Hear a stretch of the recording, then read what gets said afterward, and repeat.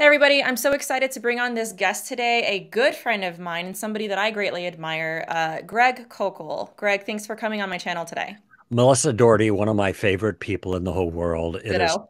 always a treat to be with you. Thanks. Yeah, it's people that watch my channel know that they might be familiar with your work, your books, your STR podcast. Hmm. And we were just talking before we got on here about a documentary that you guys Yes. have done. What is that about? Well, we just had our 30th anniversary this year, and so we had Mhm. the celebration about 3 weeks ago, and it was a red carpet affair. And you saw the picture of me in a tux with the Yeah. red bow tie, and I mean the standard reason color tie, and it was magnificent. And part of what was done by my team, I had nothing to do with this; it was all their idea, Mhm. is to make a documentary of the 30 years, and not just the 30 years, but many things that started out before that. I mean, there are pictures of me in my hippie days, with puka shells around my neck in Hawaii, and I'm a very young Christian.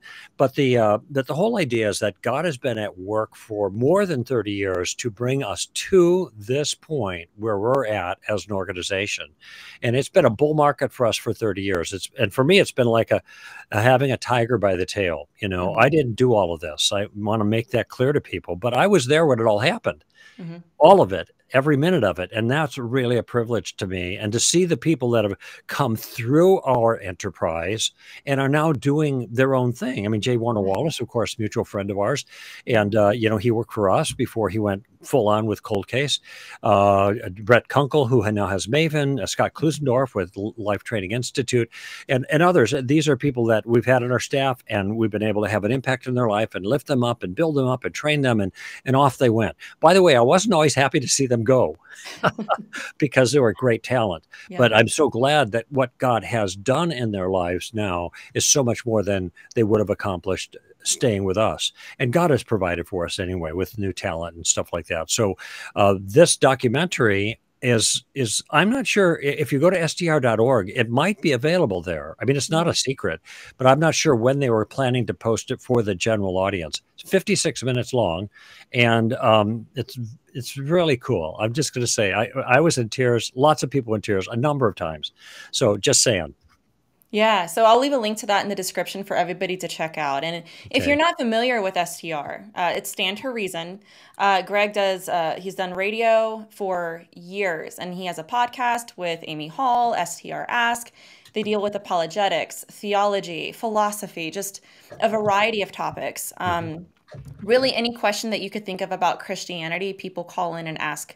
And it's really nice. It's rich in that regard. And So Amy Hall is the star of when we work together. She reads the questions that people send in. I add my 2 cents, and then she comes in and does this magnificent job of Mhm. coming from a totally different direction, really capping it off. So if people are watching my regular podcast and not hashtag STR Ask, they are Mhm. missing one of the best players on our team, which is Amy Hall.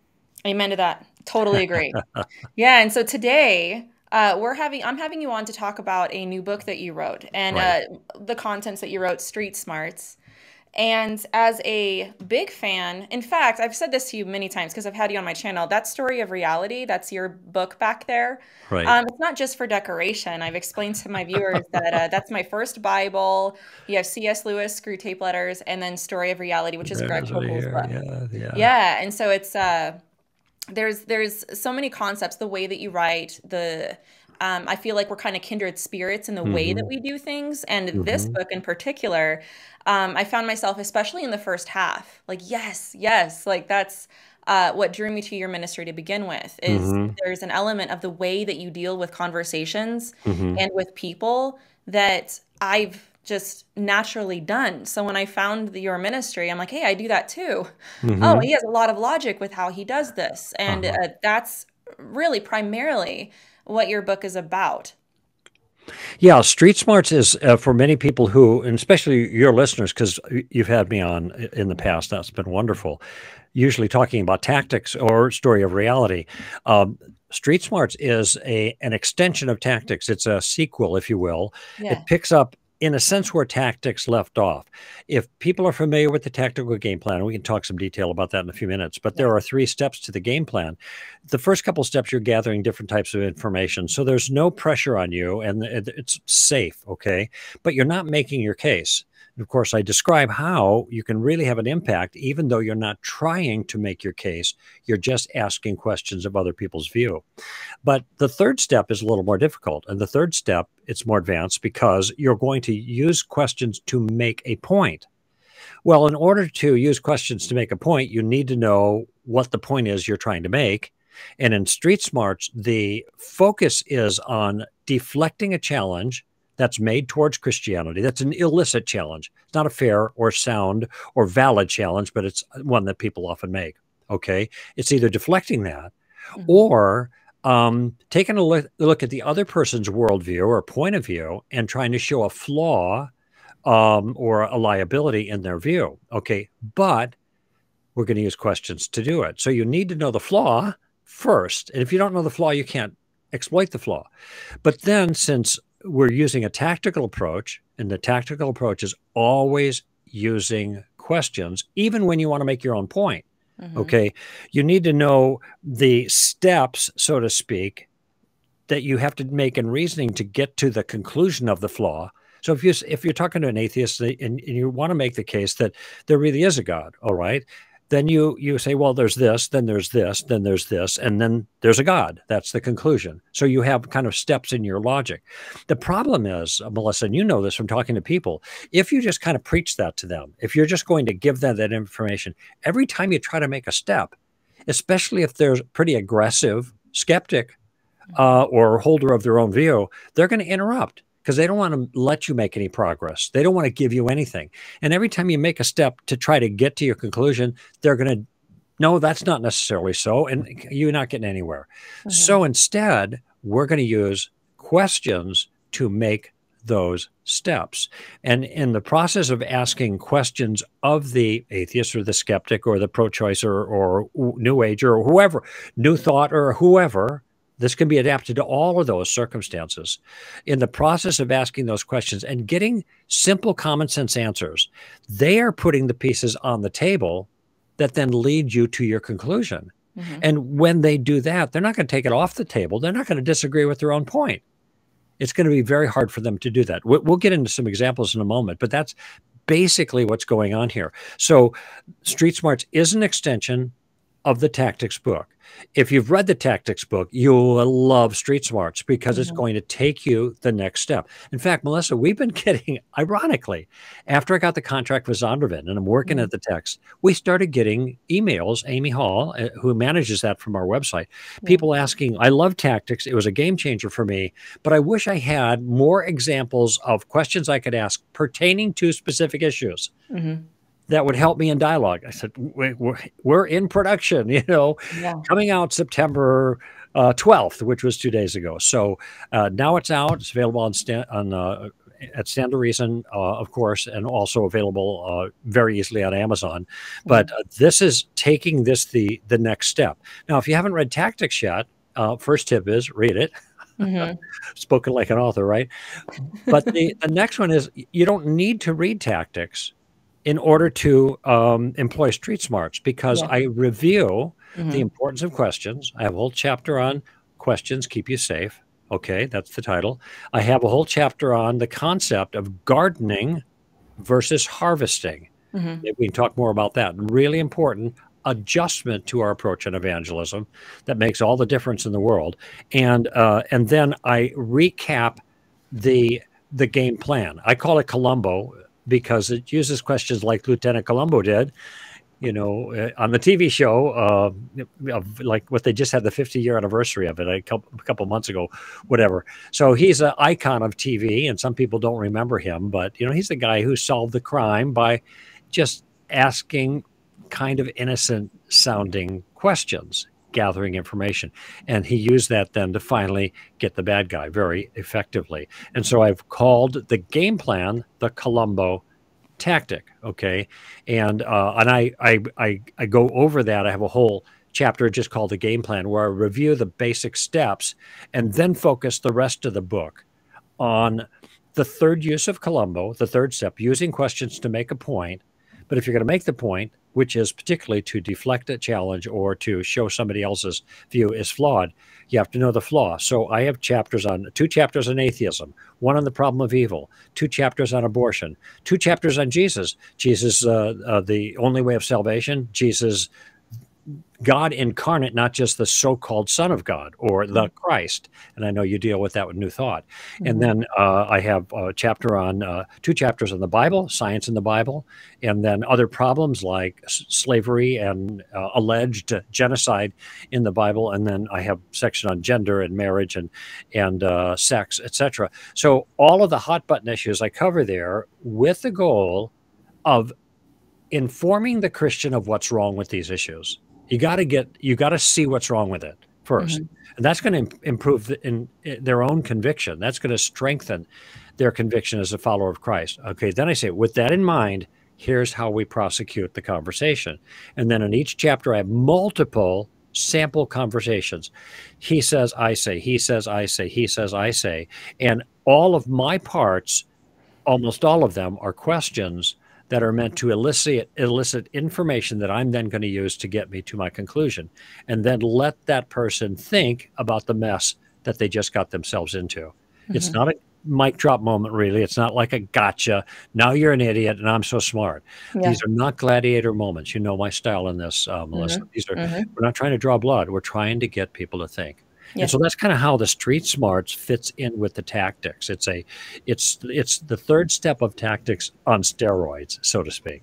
Yeah. And it reminds me a lot of just logic, where you're trying to literally just understand somebody's position. That's the first step, right? Yeah. And I find that even that gives a lot of leeway, because if you understand what somebody believes and you're like, wait, hold on a second, what about this? It just naturally happens. And the reason why I love this type of approach to, sharing things in general about our faith is I first got started in ministry with Jehovah's Witnesses. And one of the first things that brilliant people taught me, these brilliant Christians that have been doing that ministry forever, is take on a student role. You must learn. You must kind of ask good, thought-provoking questions. Right. And it was the most effective way to get them to think about their position. And this is before I even read your book. So there's something to this. Oh, absolutely. And I'll give you an illustration of this, not an illustration, an anecdote, something that happened in my own mind, in my own life, rather. And that because the first step of the game plan is, like you just described, you got to get the lay of the land. You have to get intel, is the way I characterize it. And so you're asking some form of the question, what do you mean by that? All right. And some people are wondering, why would I want them to talk more about their view against me? And the reason is because the more that they talk, the deeper the hole is that they're digging for themselves, because their view is false. This is what's key. If we have the truth and they don't, the more they talk about the lie, the more the lie is going to be exposed. I didn't get this from Jim Wallace, but he would tell you the same thing. Anybody knows if you want to perpetrate a lie, it's going to be hard to do it over time, because you can't remember what you lied. If it happened really in a certain way, then you remember the circumstances. Now, of course, when people are talking about their view, they don't realize it's a lie. They're sharing what they've been taught. But lies about the nature of reality have a way of revealing themselves when people talk more about it. So here's my anecdote. About 4 years ago now, I was up in Seattle. And I think you know that I'm not really a morning person. We've talked about this before. Yeah. And in fact, my joke, if I've got to open up like in an early session. Can I say it? I know what you're going to say. Go ahead. I'm an atheist in the morning before I have my coffee. Yeah, that's right. Before my first cup of coffee, I'm an atheist. See, now with the humor, you got to wait for the atheist thing at the end, because that's the surprise part. Okay, bang, they get it. Before my first cup of coffee, I'm an atheist. All right, so that's my, and when of course, that's a joke, but the thing is, I'm not a morning person. So On this particular weekend, I'd worked Friday night and all day Saturday at a conference. I was really tired. There were other speakers, but I was beat. Sunday morning, I got to speak twice at a local church. So I get my roller bag and I'm checking out. I'm going to the hotel's little cafe there to get my coffee and to get some scrambled eggs or something before I head out to the church. And the waitress there is far too energetic for me at that point in the morning. Well, welcome to Seattle. What are you doing in this fine city? One of those. And I'm thinking, go away, because I don't want to witness. I don't want to talk about God or Jesus. I don't want to talk. All right. That's my frame of mind. Very candidly. I'm just saying. All right. And so, so I figure I'll get rid of her. I'm going to preach in a church. I figured she'd be scooting off. Get to me, check, please. That kind of deal. No, she says, oh, that's good. No, why would she think that's good? Oh, maybe she's a Christian. So I say, are you a Christian? She says, no, I'm not a Christian. I used to be a Christian, but I'm not. Now the universe takes care of me. Yeah. And I'm thinking in my mind, huh? What is she talking about? I don't know. So I said, what do you mean the universe takes care of you? Is the universe a person? She said, no. I said, well, how can the universe take care of you? Oh, and she thinks for a moment. And then she says, well, I guess God takes care of me. Oh, okay, that makes sense. And God is the universe. And once again, the question marks in my mind. I said, how could God be the universe? And then, so she's answering. Now, so you know what I'm onto. I'm a new age person here. And that sometimes, meaning no disrespect, but sometimes it's hard to make sense out of what they're getting at, And so it turned out, I keep asking these questions. Now, keep in mind, do I want to witness to this girl? No. Do I want to show her that her views are false? No. I want her to go away. But I can't help myself because she's saying these things that make no sense to me. And my inner Columbo is coming out, right? Yeah. And finally, she goes away. And my sense at that point was there was nothing that I said, no question I asked that had the least bit of influence in the confidence, in the point of view that she traded for Christianity. Oh, that was a loser. All right, well, at least she's gone. All right, I get my food, ate my food. She brings the check. And here's what she said to me. She said, no one has ever asked me questions about my view before. And it got me thinking. That's like an OMG moment. Mm-hmm. God used that first step of the game plan, just trying to figure out what she's talking about. What do you mean by that? That's the basic question, right? And he used it even when I did not want to make a spiritual difference. Mm-hmm.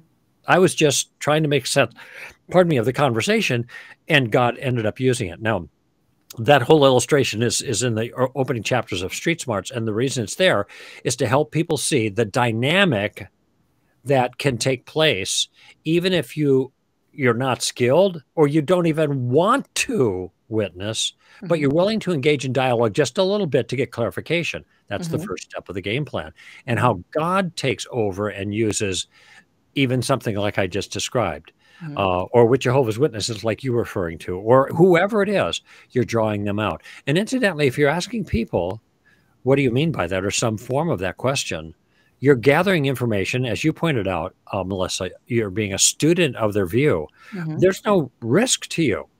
It's polite. You're showing an interest in them. You're not laying your cards on the table at this point. And you are just being in dialogue, interesting dialogue with another person about their foreign views. This gives you a much clearer idea of what their view is, but it also gives the other person a clearer idea of their own view. And that's what happened with this gal.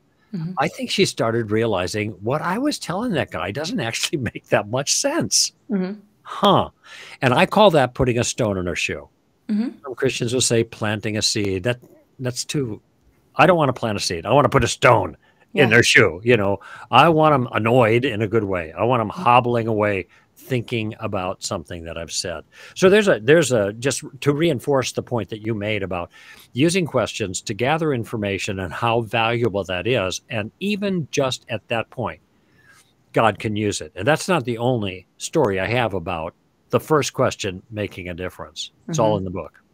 Yeah. And you talk about this a lot, the stone in the shoe, but also the fact that we don't play Holy Spirit. And you have a position on this. You know, you Yes. have harvesters, you have gardeners. Yeah. Right. And in the book, you guys will have to get the book to read all of this. There's such good stuff in it. But one thing that you talk about is um, it's controversial Yeah. to say, hey, you don't have to give a gospel presentation in every single conversation. Exactly. I'm And wondering if you could elaborate on that. yeah, sure. Yeah, you're just unleashing the bull here. So because this is I agree controversial, with you. but I want people to Mhm. think very carefully about this, because the way we do evangelism now is not the way it was done in the New Testament. We have received a tradition, and it started in mid-19th century, the Second Great Awakening, Mhm. and this is where the Jehovah's Witnesses came out of that whole burnt out district there in New York, and so did Mormons and Christian Science, a whole bunch of crazy things, because it maybe because of the way this was all done. There was an appeal to emotion, and what it amounted to. This is when altar calls got invented, and the idea of praying to receive Jesus Christ as Lord and Savior, which is the way our tracts work. You have a gospel presentation in the track, and then the sinner's prayer at the end. Well, that's historically new too. Just to be clear, I'm not against these things. I've Mhm. used them myself to effect, and some people use them to great effect. All right. But because this is the way that evangelism is characterized for Christians implicitly in the body of Christ, there's a lot of Christians who think I'm not comfortable with that, especially in a hostile environment. After all, we are talking about the street here, where it's Yeah. dangerous, where you're vulnerable, spiritually speaking. People can come after you and attack you, make you feel bad, call you names. Maybe I'll just stay out of the street. Maybe I'll sit on the bench, so to speak. I won't get involved. Okay. And that's because of the way that evangelism is characterized. So here's the way I put it. And if anybody wants more detail biblically, read John chapter 4 after the woman on the well. Hmm. Jesus talking to the disciples. He's talking about sowing and reaping. And he says that some sow and some reap. Okay. Some garden, that's my language, and some harvest. And he tells the disciples, you are about to reap where you did not sow. Somebody else did the heavy lifting. Now you're going to get the easy pickings. Okay. And it was like they spent a lot of days there in Sychar because there was a harvest to be had. That's what Jesus said. Fields are white for harvest. Look at this. He's talking about Sychar there. Okay. So here's the deal. And this is the way I state it. And this is the idea that transformed over time my whole approach to evangelism. Before there can be a harvest, there always has to be let's just call it a season of gardening. Before there can be a harvest, there's got to be a season of gardening.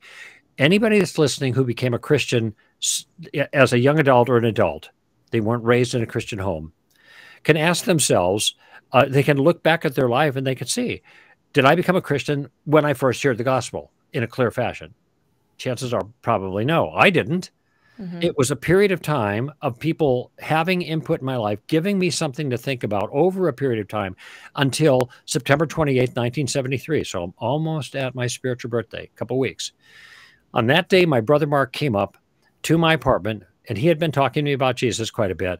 He started in again, and here's what I said. I said, Mark, you don't need to tell me anything more about Jesus. I've already decided I want to become a Christian. Huh. What did I Hmm. do? I harvested myself. He didn't harvest me. I prayed a prayer, but that's because I wanted to pray and get started. So I've been taking a poll, Melissa, in the last couple of weeks that I've been giving talks here. I think I've given 5 different presentations of the Street Smarts material to different audiences. So I just Mhm. decided to start taking a poll. And in the poll, I simply asked them this: how many people here who are Christian did not come to Christ by praying the sinner's prayer with someone else or by coming forward at an altar call? The average has been 2/3 of the entire audience raised their hand. Hmm. The last 2 audience was almost every single 90%. It was stunning. Yeah. And I bet you that most of the people listening here will be able to say the same thing. Yeah, me They too. weren't led to Christ in that way, the way it's Mhm. characterized in kind of our evangelism seminars and stuff, but it happened differently. The Holy Spirit does the harvesting. And there are no altar calls. I'm not sure if I mentioned this yet, but no altar calls in the book of Acts. Nobody, or in the Gospels, nobody's invited to receive Christ as Lord and Savior. Something different is going on. And what's different that's going on is gardening, Mhm. gardening, gardening, different aspects of the whole kingdom message related to evangelism and the gospel, different aspects at different times. Hmm. Jesus in the Sermon on the Mount, he gave lots of bad news. You know, unless your righteousness exceeds that of the scribes and Pharisees, you're going to hell. Don't murder. Oh, I didn't murder. Did you ever call your brother a fool? Sure, you're going to hell. That's Jesus. Don't commit adultery. I didn't do that. Did you ever think about it? Yeah, you're going to hell. This is not good news. This is bad news. And Jesus let it sit there. You are to be perfect as my heavenly Father is perfect, he said in the same discourse. So that's a piece of the whole message that he gave at that time. He didn't say, and by the way, don't worry because I'll save you. He didn't let them off the hook. Hmm. He does eventually, come unto me, all who are weary and heavy laden, and I will give you rest. But when we survey the New Testament, we see a different pattern. Okay. Now I'm going to say something that is also going to probably surprise your listeners. Hmm. I have not prayed with someone to receive Christ in over 30 years. Hmm. However, I have never been more effective for the cause of Christ than I have been in the last 30 years. And to just put a sharp point on this, so people who are thinking, man, what a loser, kind of thing. Everybody on your show knows Jim Wallace, J. Warner Wallace, the cold case detective who wrote Cold Case Christianity, the atheist who became a Christian because he applied his substantial detective skills to the question of the reliability of the gospel documents and the eyewitness testimony there. All right. What you don't know about Jim is J. Warner Wallace was in my garden when he was an atheist. He was listening to my radio show and looking at Stand to Reason materials before he became a Christian. Hmm. Now, I wasn't there to lead him to Christ. That happened some other way. So I think you might know Abdu Murray, the Muslim who became a Christian, Hmm. and then wrote a number of books and has his own organization. Just profound communicator, but Abdu was in my garden before he was a Christian. When he was still a Muslim, he was listening to our show. Now, this is not to wave my own flag. It's simply to make the point that if you commit yourself to gardening, it is God's job to cause the increase. I planted, Apollos watered, but God caused the increase. And so I don't worry about harvesting. When the fruit is ripe, it falls into the basket, sometimes all on its own. Hmm. Harvesting is easy when the fruit is ripe. Our job is gardening. And what I've done with the Tactics book, and now especially with the Street Smarts book, is to provide gardening tools so Christians can do the spade work in a safe environment without taking a lot of risk, having pleasant conversations with people, conversations that used to be really hard for them, and making a difference without trying to close the deal. Yeah, you know what it reminds me of is a salesman where the pressure is on you to close the deal. Mm-hmm. And I remember when I first became a Christian, same thing. There was no altar call, nothing. I believed, and it was marvelous. Were you by yourself What's when that? that happened? Were you by yourself when that Yeah, happened? When you were there? I Yeah. was I was all by myself. I believed something that my friend said. There's a whole story behind it, and it was I don't know what other word to use, but it felt like it was magic. I just woke up the Mm-hmm. next day. I never read a page of the Bible, but I Mm-hmm. felt new. Like Mm-hmm. colors were different, I think sounds were different. I believed what he said. the proper theological word, I think, is regeneration, or Yeah, simply put, new new creation, life, born again. I didn't know new those words. creation. Right? Yeah. Yeah, yeah. I There it just is. felt it before I was like, "Oh, this is in the Bible." That's Yeah. kinda cool. Right. Um, Right. but I started going to a pretty legalistic church after that, and in a strange way, they still kinda have a place in my heart, Mm-hmm. because I was a brand new Christian. It was like the best 3, 4 months of my life because I was in that honeymoon phase. Anyway, they did something called soul winning. Uh-huh. And you would go out every Thursday, door to door, and it's like you kept a notch. Yeah. You were Kept graded track of it. almost on who did you lead to Christ tonight? Did you tell Mm-hmm. somebody the gospel? And it's not like they were trying to be rude, but they kept track of that. And it was like Mm-hmm. a sense of salesmanship is what it Mm-hmm. felt like. And I feel that sometimes Christians go out guns blazing, like, oh, I'm going to tell people the gospel. And They're going to be saved right then and there, and sometimes, it depends, like you have the Ray Comforts of the world who have an evangelistic spirit. They go out and they have their methods and their ways of doing things. I definitely have more of a, hold on, let me tread this real quick. I Right. need to know what I'm dealing with. I've Yeah. just naturally been that way, which is one Uh-huh. reason why I resonate deeply with, things like this, with what you're Mhm. saying. And there was something else you mentioned as well, along those lines. There's nothing technically wrong with altar calls, right? Correct. And yeah, I mean, if a pastor does that, my pastor does that from time to time, and it's not something they rely on. I think it's just giving them, an opportunity. I wanted my listeners Sure. to know that we're not saying, hey, you can't do those things. I agree. Yeah, I yeah. agree. There's a little liability to them, and sometimes you got the music going, and with every head bowed and eye closed, I see that hand. I actually don't think that's a healthy way to do it. We don't want to Mm, appeal to their emotions. We don't mhm, want to appeal to their secrecy. They don't have to stick their hand up and down. We can guide them in a prayer or in a commitment. Last time I did it for reality, the events that we have for young people, and I'll do it this weekend or weekend after next. I mhm, don't know when the show is airing, but the last full weekend, I think, of September, we're doing one in Orange County. We're going to have over 2,000 kids there, and I'm going to tell them, look, you're guilty. You feel guilty because you are guilty. I don't have to tell mhm, you that. You know that. And the best thing you got to do based on what you know now, this is after a whole weekend of apologetics teaching and stuff, is that you go back to your hotel or you go back to your home tonight, you take a knee and you beat your breast and you say, God, have mercy on me, a sinner. mhm, Lord Jesus, have mercy on me, a sinner. And then you get up and you follow Jesus and you don't stop. So there's my altar call. So I give mhm, them the substance, which they've been collecting all weekend long, and I give them a way to make a decision about that. But it's very interesting. You mentioned Ray Comfort, and I've known Ray for years, and he lives here in mhm. Southern California. We've done a Yeah. lot of work together. So my wife and I last night watched a little clip of Ray Mhm, leading a young man to Christ who was a transgender. mhm, And it was a really sweet conversation. It was only 7 or 8 minutes long, the way it was clipped down, but he's right there talking to the person, asking him a lot of questions, explaining the gospel in a very clear way. mhm, And then the guy admits he's guilty. He looks at the law and he's guilty. This is not good. Where are you headed? I'm headed to hell. Well, this is why the good news of the gospel is good. And Ray's very clever at explaining that.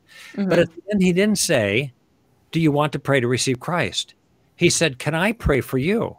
mhm, And as an extension of his affection and love for this other person, Ray prayed this great prayer mhm, and then left the person to make his own decision, so to speak. Now, again, the prayer to receive Christ might have been left out, but I don't think it was in that case.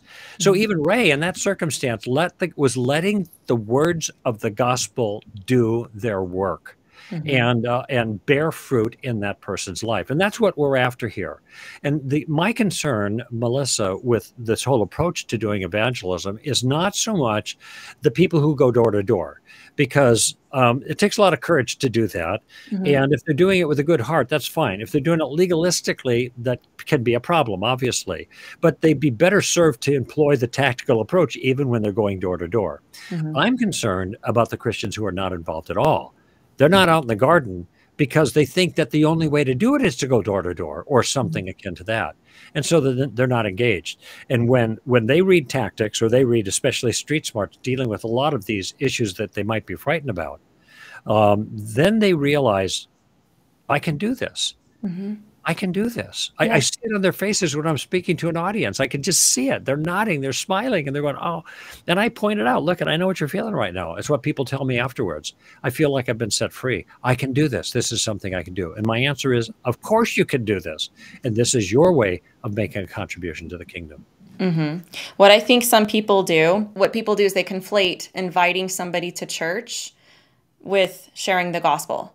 So, what I love about this is that, people knowing what they believe and why they believe it, because typically what happens is if you bring up spiritual things and you talk about this very well, very eloquently, that the average Christian kind of doesn't know what they believe.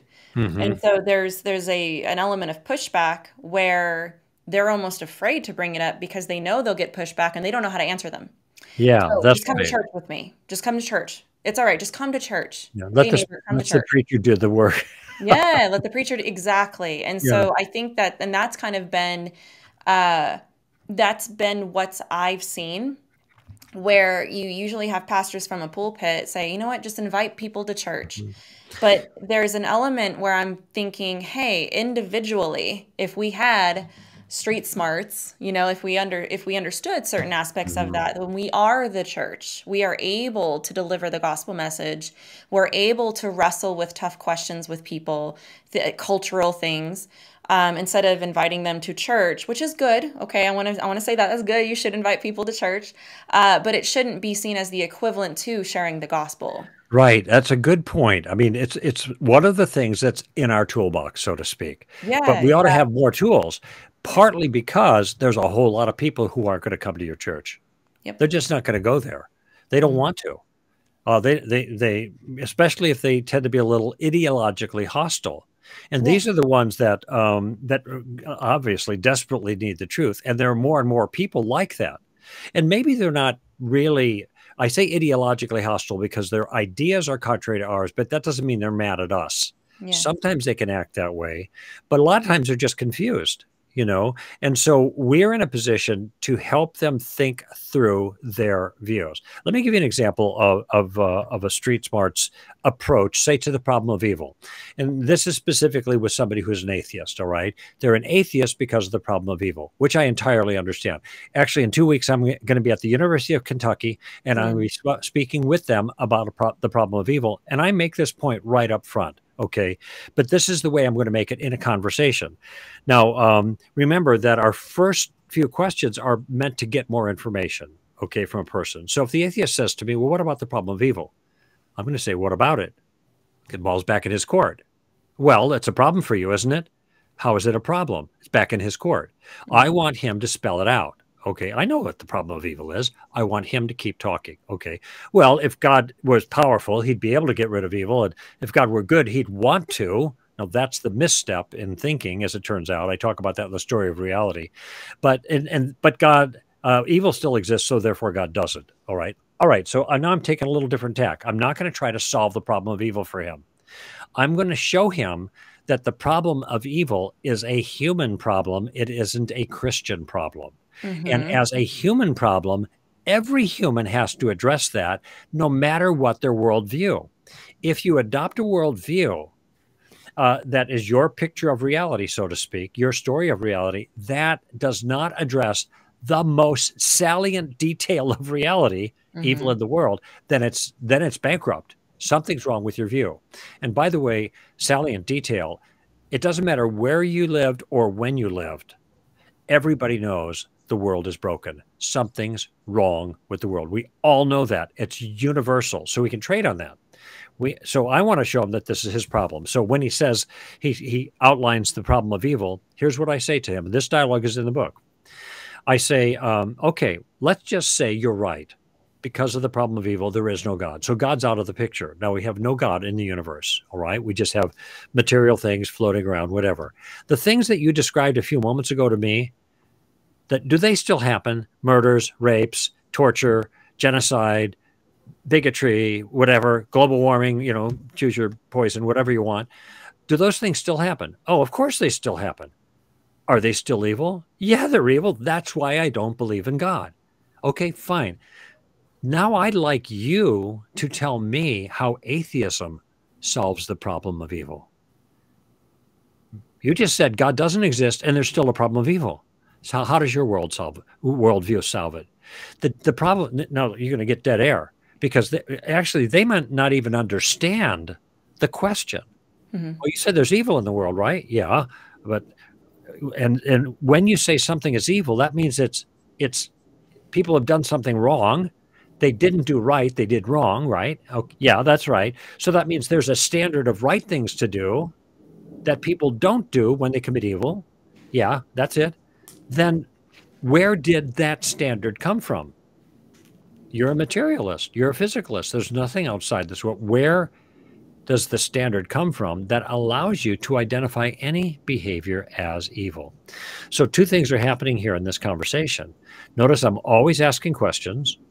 And each question I'm asking is setting something in place that he actually affirms, common sense things, but they end up indicting his view when I get to the last question. So tell me how atheism solves the problem of evil. How can there be evil in the world if there is no God, just molecules and in motion? Okay, that's a serious problem for atheism. All right. And he's not going to be able to answer this. I mean, I've been on the road with this with people and this issue, and I spent a lot of time talking about the problems of being good without God, even that notion. I talk about that in the book, spend a lot of time there. Evolution is not going to be able to explain it. But notice the pattern, though. I'm enlisting him as an ally. He's against my view. So I'm going to ask him questions in which he's supplying information I can use against his view, though he doesn't realize that's what I'm going to do. He's caught completely by surprise. But it's a fair question. How does atheism make sense of it? I'll tell you the answer that I've been given when push comes to shove. Well, there is no evil in the world. Well, that would be consistent with atheism. The problem is you became an atheist because of the evil in the world. And now that you've adopted atheism, you say there is no evil in the world. So how do you make sense of that? How do you live with that contradiction? Notice it's a question. I always want to end with a question. It throws the ball back into their court. Now, that's what I call a stone in their shoe, maybe a boulder in their shoe. Have I dealt with the problem of evil from a Christian perspective? Not really. Not yet. If somebody pressed me on it, I'd say, look, the problem of evil is part of our story. It's not part of your story. It's part of our story. It starts in the 3rd chapter. It doesn't get solved till 66 books later. In fact, if there were no problem of evil, we wouldn't have a story. Yeah. There'd be no need of Jesus or anything because the evil in the world is caused by human beings disobeying God. That's part of our project. We can explain why there's evil in the world, and we can explain how to deal with it. And part of it means escaping the moral responsibility that we have before a holy God for bringing evil onto the world in our individual lives. Okay, that's called forgiveness. Right? Cool. That's where that good news comes in. But notice I'm giving the good news in the context of a bigger picture that we're talking about. My view makes sense to the world. The atheist view does not make sense to the world. This is what I'm trying to show him with the questions that I'm using. And this is the way I deal with every single topic that I address in the book Street Smarts, using questions to answer Christianity's toughest challenges. Yeah, which brings me to my last question. I'm going to throw this out at you. So I've kind of been taking a stab at going out and just talking to people in my city. It's actually a lot of fun. It's very exhausting, but a lot of fun. It's especially hard because your city is so hot. Oh, my goodness. Exactly. And it's so funny you mentioned that because the first video that I did, it was boiling hot that day. I was so exhausted afterwards. It was so Well, we were there together about a month and a half ago. I know, Albuquerque. For CIA, Cross-Examine Instructor Academy. Greg was just here. We hung out. It was amazing. But yeah, it's fun. I'll go out. I'll take my daughter with me. She loves doing this. She's 13. And it's so cool how she enjoys that. I'll have somebody help me with camera, whatever. I'll go out and I'll ask people questions. I'm floored at how many Muslims are actually in my city. And I ran into one recently. And I was wondering it might be kind of fun to do a little role play where I'm the Muslim, say, and you're Greg. Yeah. And just kind of to show my viewers like how this works. But he was very devout. Like he wouldn't even shake my hand because I'm a woman devout. Okay. And so I'm asking him just basic questions. Because to be honest, if I'm perfectly honest, my lane is somewhere else when it comes to theology and understanding certain things. I mean, Jehovah's Witnesses, LDS, New Age, things like that. Islam, I haven't really done a lot of research, so I'm just gathering information, okay? And so I'm asking him questions about God, okay? So I'm going to be a Muslim. I'm going to say, okay, I believe that my God forgives like that. Your God requires somebody has to die first. I don't believe that. This is what he's saying to you. Yes. Okay. Yeah. So if you bounce it off and then we can just, what would you say to that? Well, the first thing I'm going to do is to try to get more information. Okay. So how is forgiveness accomplished there in Islam? Well, our God forgives us. It depends on how much if we believe in Allah and we understand that Muhammad is his prophet, then we are saved. Allah is pleased with that. Okay, so you're telling me that you are absolutely confident just because you say two things, Allah is God and Muhammad is his prophet, and maybe you do the other things that are pillars of Islam. So you follow that you are 5 pillars. guaranteed the 5 pillars. Thank you. It's not my field. So, I'm kind of working from the base here, like probably a lot of people. So you're saying that if you do all those things, you are guaranteed of salvation. Yes. Well, it's my understanding that's not even what Islam teaches, but this is surprising to me. Okay. So then let's say a person is he's involved in sexual slavery. Do you think that's a good thing? No. No. Okay. And we can think of all kinds of other grotesque things, torture and genocide, I mean, whatever, make a list. Or tearing up a Quran. All right. That's bad. Committing that's as bad. Okay. So if this person, this terribly evil person, simply says Allah is God and Muhammad is his prophet, then the slate is wiped clean. Has no problems with just saying, okay, you're fine. As long as you say those things, you're fine. I would imagine he would say, no, he needs to be punished, or he's repented of his sin by doing. If he needs to be punished, I mean, I would agree with that. Definitely. Okay. So if you were that person who now wants to be forgiven, how is God capable, Allah capable of forgiving you? It's up to him to forgive. He's the one who allows us forgiveness. He's a loving God. Right. Yes. He's a loving God. Now, see, this person doesn't know Islam. It's not, it's funny, Greg, because there's an element of trying to, as he was speaking, that was the one thing he said. He's like, yes, we're forgiven like that. And I'm like, that's not what I recall. Right. It's not what I recall either. So exactly. This is making the point that sometimes these conversations are, I don't have a conversation like that in the book. And and I have some others about Islam and about Jesus, for example. But what it shows is that sometimes you're not going to get on base. You can ask some questions and you don't have an opening to go somewhere else. All right. What I'm trying to work at is how is it just for Allah just to take the most most terrible criminal and just simply let him go? That's all right. He got away with murder. That's kind of what you're saying. He got away with tearing up the Quran. If he's sorry, then Allah will forgive him like that, And it's funny. And the reason why I role played that with you is number one is that we don't have to have all the answers. But number two, a lot of times we'll come across this in religious conversations. This is what I run into. Because you'll have people that say, oh, I'm a Christian, but then people get very confused because the things that they say they believe are not Christian. They're anti-Christ almost. Right. And This is where the question, when you say you're a Christian, what is it that you mean by that? Yes. Well, I believe in Jesus. Well, do you think Muslims are Christians? No, they're Muslims, but they believe in Jesus too. They believe in the Jesus of the Quran.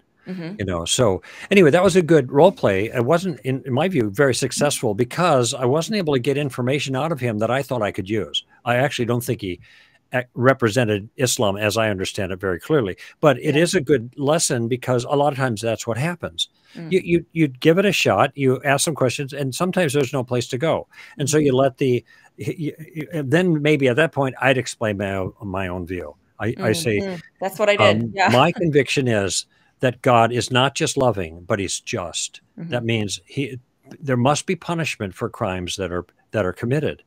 But God took the punishment on himself. He became a man in Jesus of Nazareth and then was able to take the punishment that I deserve. Just like if, to use a simplistic illustration, if you got a parking ticket, you're there before the judge, pardon me, and you don't have the money, I can go ahead and lay down the money and I can pay the parking ticket. You get to go free because I paid the fine. Something like that happens. This is why I can be confident of forgiveness. I don't have to wonder whether it will be the will of Allah to rescue me. Yeah, it was an interesting conversation. And it was almost like it was a selling point for him to be like, our God's better than yours because our God just forgives like that and your God needs a sacrifice. And I'm like, Mhm. I'm not sure if that's what I've heard about Islam. You know what I Right. mean? And so Yes, there's, of course. Yeah. yeah, and it's funny that we both had that same like, Yeah, oh, you should that's not what I've have heard. David Wood on or Alan Yeah. Shulman or somebody like that to see how they would navigate that Yeah, it's circumstance. actually So, not a bad idea. You know, David Wood kind of, he hides in the bushes sometimes. Maybe I'll he pull him does. out and be like, "Hey, how would you have handled this?" Yeah, That's he interesting. does with regards to interaction, like doing events and stuff, or doing maybe Yeah. interviews and stuff. But he is not shy about telling what he believes, and No. he's one of the biggest YouTubers in the world. Yeah. Certainly with regards to Islam. I was in 4 years ago. I was in Israel with David, and we were walking in Jerusalem, and people were stopping him on the street because they recognized him. Oh, So now this could be dangerous given that's the true. mixed population there, but and David's reputation. But nevertheless, I'm sure he could do a much better job of responding to that.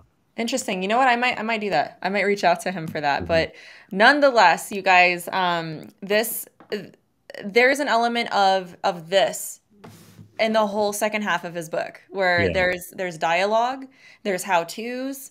It's very practical in that regard, and you will have to get the book to get the explanations for everything that we talked about. He goes into so much more detail. The way you write is very easy to follow. Mhm. It's memorable. I remember it, Mhm. and in that way, you guys can apply it as well. So, and Greg, is there anything you want to add before we sign off? I wish we could do another hour. That's what Yeah, I I would know. like It's to have. fun. But and anytime, we'd love to chat. We enjoy being together Mhm. otherwise and learning from each other. But I guess I want to emphasize that Street Smarts is a good standalone book. You don't need tactics, but it Yeah. really works in tandem together much more powerfully because there's a lot of information in the tactics book that is not in Street Smarts and Mhm. vice versa. Okay. Mhm. They both trade on the same game plan. All right. So I revisit that in Street Smarts, but there's so much information in Street Smarts. Part of what my goal was with the book was to strengthen Christians' confidence in their own views Mhm. when they read the ways that some of these other views are compromised. And then they learn how, in simple, casual kind of conversation, asking questions, they can help other people see how their own views are compromised and get them thinking. And that's all we're after. We're not swinging for the fences. Yeah. We're just getting into up in the batter's box, so to speak, and then trusting the Holy Spirit to do the harvesting. We'll do the gardening. We'll let God do the harvesting. Mhm. It takes the pressure off of us in that regard. Absolutely. So, but yes, I will leave in the description, guys. Always check that out. I will leave more information there, where to get the book, more information about Greg if you want to know more about him and what he does. Also, Tactics, we've mentioned a few times. If you've never heard of it, it is one of the many books that Greg has written.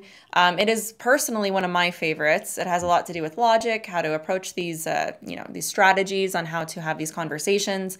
As he mentioned, this is kind of a sequel to it, which expounds on that and how to. So, Greg, I just want to thank you so much for coming on today and talking with me. It's always so amazing when I get to talk to you. Well, I feel the same way. So thank you, Yeah. Melissa.